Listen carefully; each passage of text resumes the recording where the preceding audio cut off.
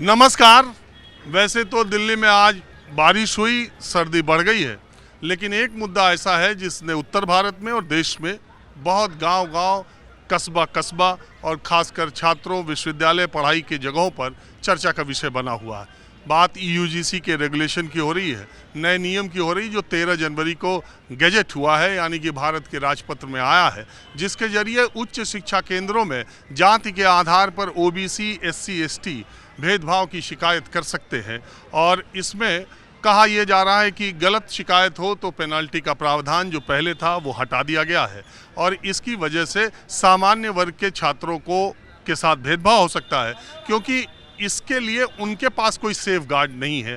Penalty का clause हटा दिया गया है। और दूसरी बात, 18, 19 साल, 17 साल की उम्र में बच्चे हायर एजुकेशन के लिए शिक्षा संस्थानों में जाते हैं।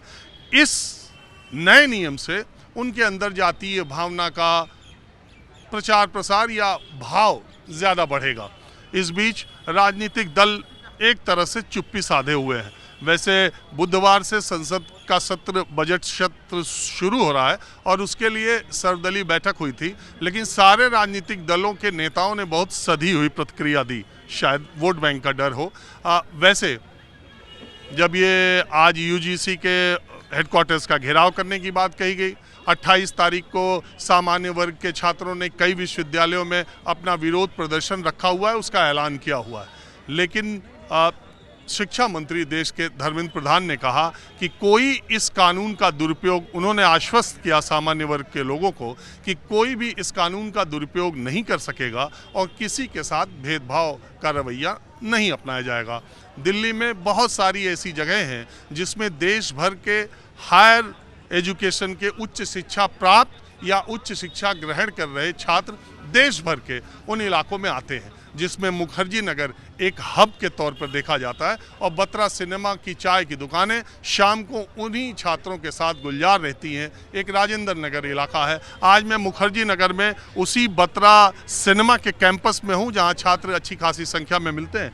कुछ छात्र यहां पर थे भी, यहां पर भी विरोध प्रदर्शन हुए हैं और आगे होने की बात कही जा रही है। कुछ छात्र यहाँ मौजूद हैं। मैं बातचीत का सिलसिला शुरू करता हूँ कि उनके दिलो दिमाग में जो आशंकाएं हैं वो, और यूजीसी का जो नया नियम है उसमें क्या बातें हैं, और जो नया नियम जिसमें ओबीसी को जोड़ा गया है और जिसमें ये कहा जा रहा है कि इसमें अपील की व्यवस्था तो है, तो इसमें भेदभाव और पक्षपातपूर्ण रवैया कैसे हो सकता है। इस बीच में कुछ एक नेता दबी जुबान में, कुछ और लोग जो सामान्य वर्ग से आते हैं, उन्होंने यूजीसी रोल बैक का हैशटैग चला रखा है, जो कि ट्रेंड कर रहा है सोशल मीडिया पर। बहुत सारे लोगों का ये मानना है कि इसकी बात सोशल मीडिया पे ज़्यादा हो रही है, ज़मीन पर पता नहीं वो है या नहीं है। छात्रों को क्या इसके बारे में मालूम है, नहीं मालूम है। मैं इन्हीं सब बातों के लिए, जिन लोगों का रिजर्वेशन है, जो लोग इसके विपक्ष में हैं या इसमें किसी तरह का बदलाव चाहते हैं, वो क्या चाहते हैं, और इस नियम के बारे में भी क्या क्या जानकारियां हैं, छात्रों से ही बात करते हैं। देखिए, मेरे बात करते करते रोल बैक यूजीसी रेगुलेशंस, ये आप लोगों ने क्यों आप चाहते हैं रोल बैक हो, पहले ये बताइए। पहले मैं बताना चाहता हूं कि रोल बैक यूजीसी रेगुलेशन, ये जो 13 जनवरी 2026 को आया है, यह यूजीसी का और केंद्र सरकार द्वारा सुव्यवस्थित, संगठित सामान्य वर्ग के शिक्षक के लिए, कर्मचारियों के लिए, छात्रों के लिए मॉब लिंचिंग का बिल है। इससे सिर्फ सामान्य वर्ग के शिक्षक, छात्र और कर्मचारी हर विश्वविद्यालय में, हर शैक्षिक संस्थानों में डर के माहौल में रहेंगे, क्योंकि इससे ये तो दुरुपयोग करने का प्रोत्साहन बिल है, क्योंकि इसमें जो दुरुपयोग करेगा उसके ऊपर कोई सज़ा का प्रावधान नहीं है, कोई जुर्माना नहीं है, कोई दंडात्मक कार्रवाई नहीं है, तो दुरुपयोग करेगा है। जिस तरह की नियुक्ति को लेके, प्रमोशन को लेके, एडमिशन को लेके, तमाम चीज़ में आपसी मतभेद होता है, संघर्ष होता है, इसके लेके इसलिए इसको दुरुपयोग करेंगे ही। यह बिल जैसे SC/ST एक्ट आता है, SC/ST एक्ट में NCRB का डाटा है, 2022 का डाटा है कि 32% सिर्फ केस जो है, जो दोष सिद्ध होते हैं, जो सत्य पाए जाते हैं, बाकी 67% वो मामला अदालत में भी गया और कहा कि उसी तरह ये भी केस इसी तरह है। ये भी तो मैं इनके लिए कहना चाहता हूं कि इसके पहले भी कोई तख्त नसीह था जिसे उसे खुदा होने के यकीन था, तो यह बिल इनको वापस करना पड़ेगा। यह सामान्य छात्र वर्ग के जो छात्र हैं, शिक्षा के कर्मचारी हैं, इसके लिए अंतिम लड़ाई लड़ेंगे, संसद से लेकर सदन तक लड़ाई लड़ेंगे। लेकिन देश के शिक्षा मंत्री ने कहा है कि कोई भेदभाव नहीं होगा, हम आश्वस्त करते हैं कि कोई पक्षपातपूर्ण नहीं होगा। देखिए, जो लोग इस बिल के समर्थन में हैं, या ये बिल पूरी जो तैयारी के साथ आया है, मैं इस बिल में जो प्रावधान है सिर्फ वही बात कह रहा हूँ। और ये बिल ऐसा बिल, मैं गलत शब्द का प्रयोग किया, रेगुलेशन, नियम। बिल तो संसद में जो पेश होता है उसके लिए कहते हैं, मुंह से कई बार निकल जाता है मेरे बाद, तो वो तथ्यात्मक रूप से बिल कहना, यूजीसी बिल कहना गलत है। मैं अपनी बात को वापस लेता हूँ।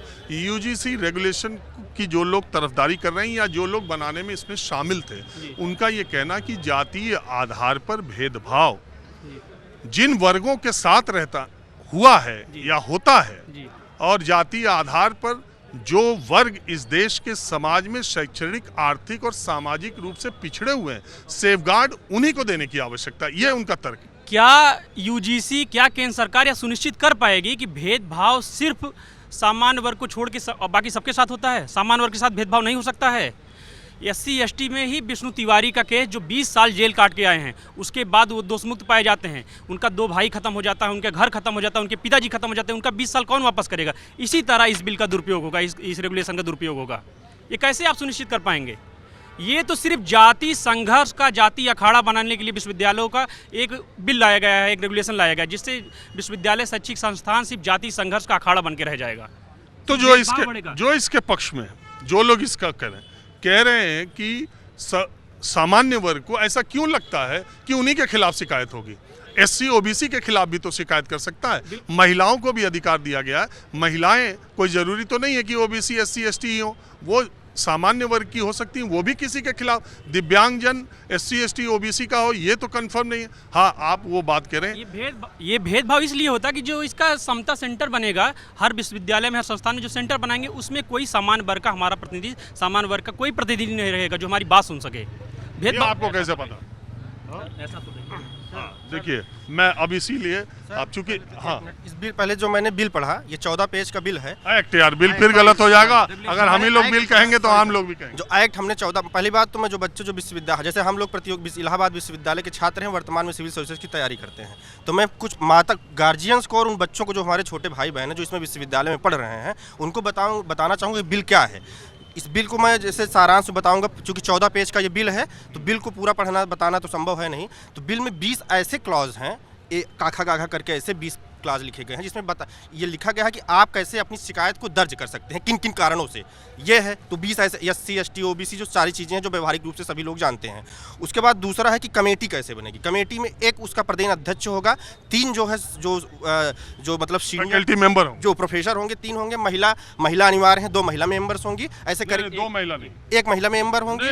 महिला मेंबर्स बता लीजिए, फिर मैं बता। जी, महिला मेंबर्स हैं जो जैसे भी हैं, ये कमेटी बनेगी। उसके बाद है कि जो शिकायत करेगा, जो उसमें सबसे जो क्लास है, जिसकी सबसे बड़ी समस्या है, जिसके लिए लोग रोड पे हैं, कि शिकायत करने वाला व्यक्ति जो होगा, जो छात्र होगा, वो अपनी पहचान को गुप्त रख सकता है। और उसके पास ऑप्शन है, वो चाहे तो अपना नाम बताए, चाहे तो ना बताए। गुप्त ही बता रखेगा, ये जान ही रहे हैं। विश्वविद्यालय में आदमी गुप्त ही रखेगा। ये ऑप्शन डाला ही क्यों गया है कि वो गुप्त रखे? पहला विरोध ये है। दूसरा विरोध ये है कि अगर शिकायत करने के बाद अगर आपका शिकायत गलत साबित होती है, आप उसकी पुष्टि नहीं कर पाते हैं, तो शिकायत करने वाले छात्र पे आप क्या कार्रवाई करेंगे? दूसरी चीज़, मैं इलाहाबाद विश्वविद्यालय का छात्र हूँ। मैंने 2013 में ताराचंद छात्रावास का एडमिट रहा हूँ, ये PCB के। उस समय समाजवादी सरकार थी, या जिसकी भी सरकार रही है, उस समय कितने ऐसे OBC छात्र थे जो किसी सवर्ण महिला के साथ, या सवर्ण पुरुष के साथ, या सवर्ण बच्चे के साथ, या सवर्ण SC ST बच्चों के साथ वो कर रहे थे। तो जो SC ST के साथ जो OBC वर्ग के जो ऐसी जातियां हैं जिनको माना जाता है कि वो मजबूत हैं, सशक्त हैं और वो शैक्षिक रूप से आगे बढ़ गई हैं,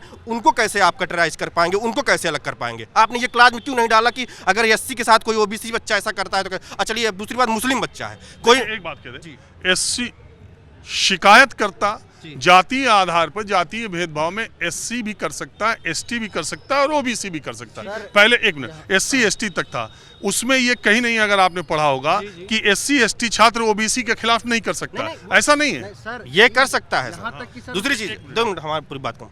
जो मुस्लिम है, जो जनरल कैटेगरी में आता है, जो मुस्लिम है, अगर इस कानून का दुरुपयोग करना शुरू करेगा तो तमाम इस समाज में लव जिहाद जैसे मुद्दे हैं, तमाम ऐसे मुद्दे हैं जो मुस्लिम समाज जो सोया हुआ है या जो शांत है, उसको लग रहा है कि इस मुद्दे से उनको नुकसान नहीं होगा। तो जनरल कैटेगरी में जितने भी जनरल कैटेगरी के मुस्लिम हैं या जो हैं, वही विश्वविद्यालय में पढ़ते हैं, चूँकि वो अच्छे घर के होते हैं, वही बच्चे वहाँ पढ़ने जाते हैं। तो उनके ऊपर भी लव जिहाद जैसे मुद्दे को आसानी से, मतलब उसको आप जानते हैं कि कानून कैसे, क्या कानून रहता है, उसका दुरुपयोग कैसे क्या किया जा सकता है, तो उनके साथ भी गलत होगा। तो हमारा कहने का मतलब यह है सर कि सरकार 3 चीज़ें करे, जो मेरा अपना एक सुझाव है। वो सरकार क्या कर रही है? बिल्कुल आप मेरा बताएं। यह सुझाव है कि सरकार यह इस बात की पुष्टि करे और बाकायदा क्लास में यह जोड़े कि शिकायत करने वाले छात्र अगर गलत पाए जाते हैं तो उनके ऊपर भी वही सेम दंडवत कार्रवाई होगी जो मतलब जो भी लड़का जो जर्नल वाले पे होगी, शिकायत पाने पे।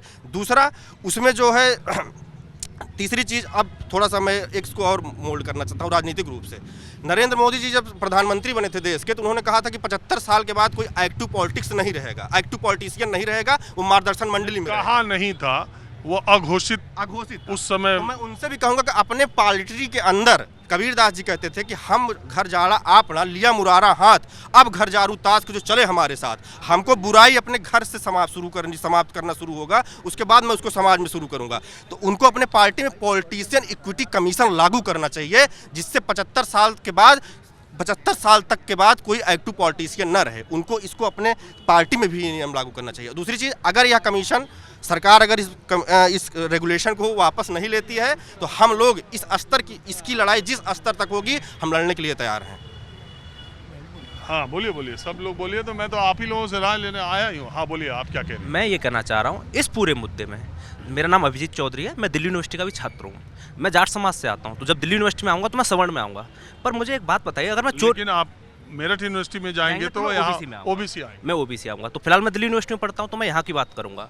मैं जब चोरी नहीं करता, तो चोरी के लिए कोई भी कानून आ जाए, उसकी सज़ा से मुझे कोई दिक्कत होगी नहीं। तो जब मैं भेदभाव किसी के साथ करता ही नहीं हूँ, तो कानून में जो भी हो, भेदभाव है तो गलत ही, किसी के साथ नहीं होना चाहिए। अगर SC ST वाले बच्चों के साथ, मैंने हमेशा देखा है कि जो सवर्ण बच्चे हैं उन्हें लोग पंडित जी कह के बुलाएंगे, मुझे चौधरी साहब कह के बुलाते हैं। क्या आपने देखा किसी सवर्ण समाज के बच्चे के साथ इस तरह भेदभाव हो रहा है कि उनकी जाति को गाली की तरह बुलाया जा रहा हो? पर लेकिन जो दलित समाज के बच्चे हैं उनके साथ ऐसा होता है, तो भेदभाव उन्हीं के साथ होता है। मैंने कभी नहीं देखा कि सवर्ण समाज के बच्चों के साथ जाति के आधार पर भेदभाव हो रहा हो। जाति के आधार पर गर्व करते तो मैंने देखा है, पर भेदभाव करते मैंने नहीं देखा। दूसरा, उसमें कहीं ऐसा नहीं है कि अगर किसी बच्चे के साथ सवर्ण समाज के साथ कुछ होता है, उसके साथ उत्पीड़न, तो वो उसकी शिकायत नहीं कर सकता। मैंने कल आपकी पूरी वीडियो देखी जो आपने बनाई है 29 मिनट की, मैंने, और जब आप मेरी बात सुनेंगे तो आपकी वीडियो का मुझे लगेगा कि मैंने वो पूरी वीडियो देख के, उसमें कहीं ये नहीं लिख रहा है कि जो है सवर्ण बच्चा नहीं कर सकता है। महिला जो है वो तो किसी कास्ट की नहीं होती, वो तो मैंने बोला, वो महिला किसी कास्ट की नहीं हो सकती, वो तो सवर्ण की हो सकती है, वो भी शिकायत कर सकती है। कोई दिव्यांग किसी कास्ट का नहीं होता, वो भी कर सकता है। पूरे यूजीसी में सिर्फ 3 पॉइंट ऐसे आते हैं, जब वो 3 वाला मेंबर, जब उसकी इक्विटी कमेटी बनती है, उसमें वहाँ पर दिया है कि एक SC का होना चाहिए प्रतिनिधि, एक ST का होना चाहिए, एक OBC का होना चाहिए। उसके अलावा पूरे इस एक्ट में मुझे बता दीजिए कि कहाँ जाति का उल्लेख हुआ है। उसके अलावा कहाँ पे कि ऐसा हो रहा है कि जाति की वजह से आपका शोषण होगा। और ये जो कह रहे हैं कि इसमें पेनल्टी हटा दी गई है, ऐसे तो भारत में न जाने कितने कानून हैं। दहेज प्रथा के कानून झूठे लगा दिए जाते हैं, क्या उन पर कोई कार्रवाई होती है? तो फिर इसी में ऐसी मांग क्यों हो रही है? और जातिगत व्यवस्था के भेंट जो है, अभी आप दिल्ली यूनिवर्सिटी में देख लीजिए, एक प्रोफेसर था, दलित प्रोफेसर थे, उनके थप्पड़ मार दिया गया। तो दलितों के साथ इस तरीके की यूनिवर्सिटियों में बहुत सारी व्यवस्था हम देखते हैं, खुद मैं देखता हूँ कि होती है ये सारी चीज़ें। अब मैं आपसे सवाल, एक मिनट, मैं आपसे एक सवाल पूछ रहा हूँ। क्या आप जो बात कह रहे हैं उस आधार पर सामान्य वर्ग के जो छात्र हैं, जो टीचर्स हैं, कोई सामान्य वर्ग का टीचर है, मान लीजिए ये तो कानून सारे लोगों पे लागू हो रहा है, शैक्षणिक कर्मचारियों पर, अशैक्षणिक कर्मचारी, गैर शैक्षणिक पर भी, टीचर्स पर भी, स्टूडेंट पर भी, और इंस्टीट्यूट के मुखिया पर भी लागू हो रहा है। मान लीजिए कि सवर्ण का सामान्य वर्ग का कोई अध्यापक है और बहुत सारे कारण होते हैं, पढ़ाई लिखाई के दौरान वाइवा है, अटेंडेंस है, तमाम चीज़ों को लेकर के है, और अगर वो कोई स्ट्रिक्ट डिसिप्लिन लागू करता है और उसके खिलाफ छात्री शिकायत कर दे कि ये जातीय आधार पर भेदभाव करता है, तो उस शिक्षक के बचाव का इसमें रास्ता क्या है? अपील दे रखी है ना। उसके बाद जो लोकपाल आया है, वो लोकपाल क्या करेगा? वो 30 दिन में उसमें अपनी शिकायत दे कि मेरे साथ ऐसा ये गलत है, फिर वो अपील जांच करेगा, उसका भी पूरा खर्चा जो है यूनिवर्सिटी उठाएगी, संस्था उठाएगी। तो इसमें दिक्कत कहाँ आ रही है? अगर मैंने कोई गलती की नहीं है तो फिर मुझे क्या डर लग रहा है? अगर उसके बाद अपील होगी, अपील में भी तो जांच होगी। इससे आ रही है कि कहा यह जा रहा है कि भाई किसी भी पहली बात तो छात्र जो लोग इसका विरोध कर रहे हैं उनका तर्क मैं बता रहा हूँ। उन लोगों का ये कहना, जैसे इन्होंने भी कहा कि भाई जब हम स्टूडेंट के तौर पर वहाँ पर जा रहे हैं तो आपको हर कदम पे यही सजगता और बरतनी चाहिए। उससे जो एक सहज माहौल होता है और उसमें एक ऐसा इको कर रहा है इस कानून से, जो लोग कह रहे हैं कि शोषक वर्ग जो है, उत्पीड़क वर्ग जो है, वो केवल सामान्य वर्ग है, जबकि जिस कम्युनिटी से आप आते हैं वो कम्युनिटी एक बड़े भारत के भूभाग पर किसी भी सामान्य वर्ग से धन, जन, बल, ये तीनों में मजबूत है। दूसरी बहुत सारी ओबीसीज की कम्युनिटी जातियां ऐसी हैं जो उस इलाके के सामान्य वर्ग से हर मामलों में कहीं मजबूत है। तो एक तो आप हर तरह से मजबूत भी हैं और दूसरी तरफ के आपके हाथ में एक हथियार ये भी थमाया जा रहा है कि आप जब चाहें तब दूसरे को। तो मैं उसी समाज की तरफ से मैं भी तो बात कर रहा हूँ ना कि ये तो मेरे खिलाफ भी हो सकता है, पर ऐसा नहीं होगा ना। मुझे भी लग रहा है, मैंने भी पूरा पढ़ा कि मुझे लग रहा है अगर मैं कर ही नहीं रहा हूँ तो कैसे कोई कर सकता है मेरे खिलाफ। और जब उसमें जो संस्था का हेड होता है ये उसके विवेक पर छोड़ा गया है कि वो क्या शिकायत लेगा, तो क्या वो नहीं जानता होगा कि कैसा बच्चा है, कैसा क्या है, वो सारी चीजें देख के जो कमेटी होगी। एक मिनट भाई, एक मिनट, उसमें 3 सदस्यों के अलावा बाकी 7 सदस्य किस जाति के होंगे कोई प्रावधान नहीं है। हो सकता है वो सारे सवर्ण समाज के हों, उसमें मान लो उसमें भी ना हो, वो भी दो ही हो हो। सकता है, वही तो हो सकता है ना, पर लेकिन इसकी तो कोई वो नहीं है ना। तो आप अगर आप सब पे शक करेंगे कि सिर्फ सबकी बात करूंगा, अगर- बहुत समय है मेरे पास, बहुत समय है, अगर सबको पूरा समय दूंगा। अगर आप यही सोच लेंगे कि हर जाति का व्यक्ति सिर्फ अन्याय करेगा तो ये तो गलत हो जाएगा ना। फिर तो कोई बहस का मुद्दा बचता ही नहीं है। आपको ये समझना पड़ेगा कि आप ब्राह्मण हैं, मैं जाट हूं या कोई व्यक्ति है, वो न्याय ही करेगा और जो उस कुर्सी पर बैठा है उससे ये उम्मीद करनी पड़ेगी। फिर तो सारी व्यवस्था में जाति के आधार पर कि जाट का मुकदमा जाट ही देखेगा, एससी का मुकदमा एससी तो देखेगा।